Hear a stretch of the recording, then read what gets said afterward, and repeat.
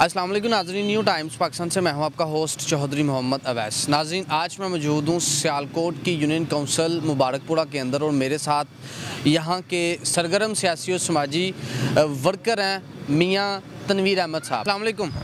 वालेकुम सलाम जी अवैस साहब। मियां साहब, आप डिफरेंट मिनिस्टर्स के साथ आपने काम किया, आपका सियासत के ऊपर आपकी अपनी एक गहरी नज़र है। आपने ख़ुद भी बतौर chairman union council Mubarakpura last time आपने लोकल बॉडी का इलेक्शन कॉन्टेस्ट किया हुआ है, ठीक है। तो क्या समझते हैं आप कि आपको वाकई तहरीक एतमाद आती हुई नज़र आ रही है? देखें जी, ये तो सबका बुनियादी हक़ है ना कि वो किसी भी सियासी जमात के पास जाएं, अपना जो पावर है वो उसको बढ़ाएं, उसको स्ट्रेंथ को शो करें। ये तो उनका हक़ है, इसमें ऐसी कोई बात नहीं है, सभी जाते हैं। जिस तरह आप देख लें कि अभी पीटीआई जो गवर्नमेंट है वो भी एक अलायंस की बेस पे वो चल रही है, तो ये तो सबका बुनियादी हक़ है, आइनी हक़ है, वो जाएं और जा सकते हैं। कि एमक्यूएम अपोजिशन का साथ देगी या फिर चौधरी बरादरन क्यू लीग जो है वो अपोजिशन का साथ देने जा रही है?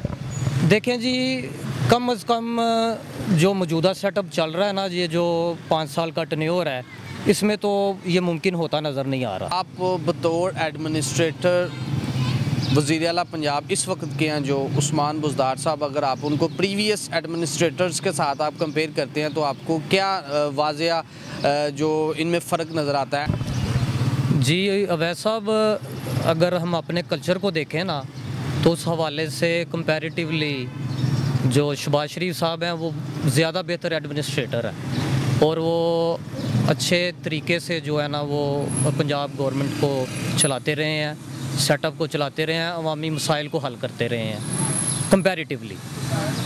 तो मैं मेरे ख़्याल से मियां शहबाज शरीफ साहब को ज़्यादा मार्क्स दूंगा कि वो एक अच्छे एडमिनिस्ट्रेटर हैं पंजाब के। मियां साहब, आपने ज़िंदगी के 14-15 साल दिए हैं पाकिस्तान मुस्लिम लीग नून को, अब आके आपने 2018 के जनरल इलेक्शन में उस सियालकोट के हल्का NA-73 में उस्मान डार साहब को आपने सपोर्ट की है।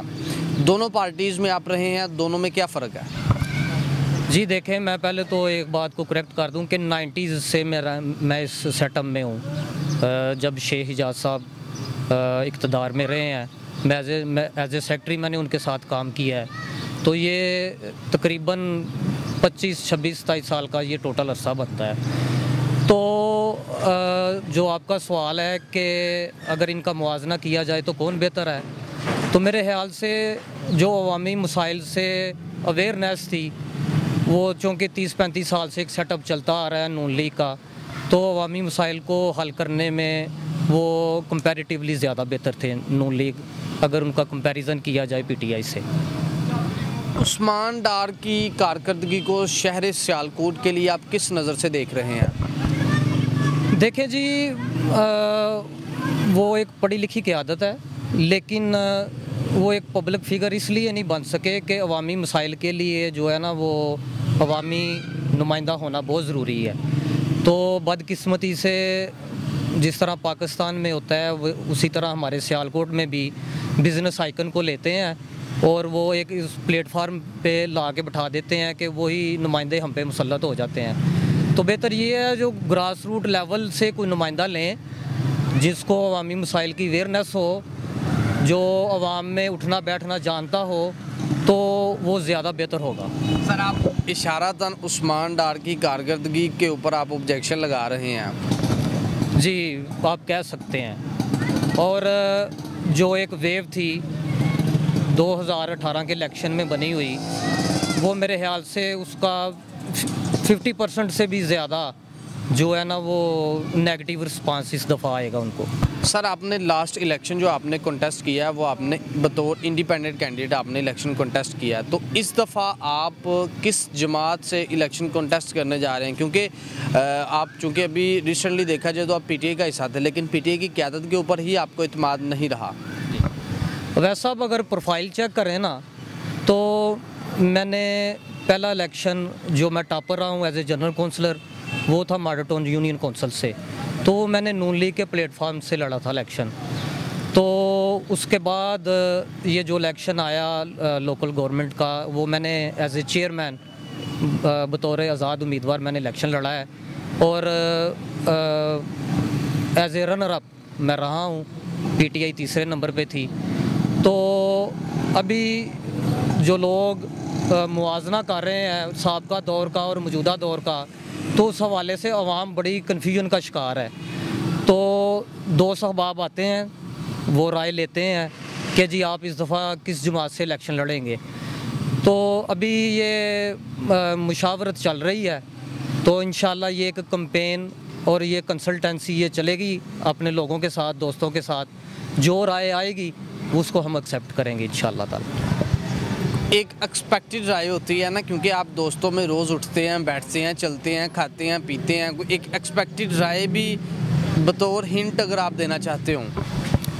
नहीं, मेरे ख्याल से मैं इस वक्त इस पोजीशन में नहीं हूँ, क्योंकि अगर पीटीआई की जो हमारी ज़िली क़यादत है उसकी कारकर्दगी को देखा जाए तो वो साबका दौर से भी ज़्यादा बदतर है।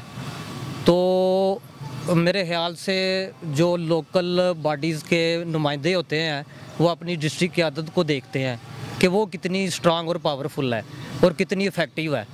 तो ये इस हवाले से बड़े कमज़ोर रहे हैं। तो अभी इस हवाले से मुशावरत चल रही है दोस्तों के साथ, देखें अल्लाह खैर करे क्या होता है फिर इंशाल्लाह। आपके गली मोहल्ले में, आपकी यूनियन काउंसिल में कौन से ऐसे मसले मसाइल हैं, अगर आप इलेक्शन विन कर जाए, अल्लाह करे आप इलेक्शन विन कर जाए, मेरी सारी की सारी नेक तमन्नाएं आपके साथ हैं, तो आप किस मसले को सबसे ज़्यादा टॉप प्रायोरिटी पे रखकर उसको सबसे पहले सॉल्व करवाना चाहते हैं? देखें जी, अल्लाह से दुआ गो है, कामयाबी और नाकामी अल्लाह के हाथ में है। ये जो मैंने आपको अपना 25 साल का एक्सपीरियंस बताया सियासत का, उस हवाले से जाएं तो बड़े साफ़ सुथरे तरीके से सियासत की है। लोगों से मुआवजा नहीं लिया, लोगों का माल नहीं खाया, बिल्कुल खुदा की रज़ा के लिए काम किया है। तो जो बुनियादी मसाइल हैं हमारे, वो तो छोटे छोटे से मसाइल होते हैं जो हमारे यूनियन कौंसल्स के होते हैं। सीवरेज का निज़ाम और साफ़ पानी का निज़ाम बेहतर करने की ज़्यादा ज़रूरत है। समझते हैं कि लोकल बॉडी में अवाम पीटीआई के ऊपर दोबारा इत्मीनान का इजहार करेगी? देखें, जो पोजीशन चल रही है ना और जो अवामी राय है, मुझे ये दिखाई दे रहा है कि शायद नून लीग दोबारा पंजाब को जो है ना वो लीड करेगी और गवर्नेंस दोबारा शहबाज शरीफ साहब के पास आएगी। ये जो अवामी जो राय चल रही है, ये मैं उसको देख के आपको मैं बता रहा हूँ। आखिर पे आप अपने हलके की आवाम को क्या मैसेज देना चाहते हैं?